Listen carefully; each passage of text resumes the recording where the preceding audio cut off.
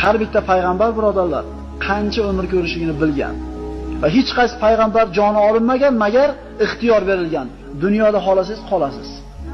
Rasululloh sollallohu alayhi vasallamga ham taklif qilingan. Qiyomatgacha yashaysiz ya Rasululloh. Yer yuzi islom bilan obod bo'ladi. Butun yer yuzi siz qo'l ostida bo'ladi. Keyin jannatga kirasiz.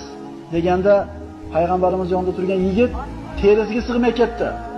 Jannatul baqiga chiqib salom berdi. Ularda haqqiga duo qilib turganda payg'ambarimiz holi birdaniga bo'shashib ketdi. Ya Rasululloh nima bo'ldi o'tkazganda payg'ambar alayhisalom aytdilarki, hozir men oldimga Jibril keldi va aytdiki, "Ey Muhammad, agar xohlasangiz qiyomatgacha yashaysiz. Islom bilan obod bo'ladi yer yuzi.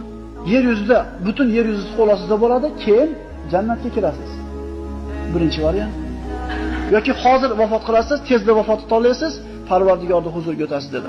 Haligi yonidagi yigit terisiga sig'may ketdi. "Ya Rasululloh, bizni tanladingizmi? Biz bilan qoladigan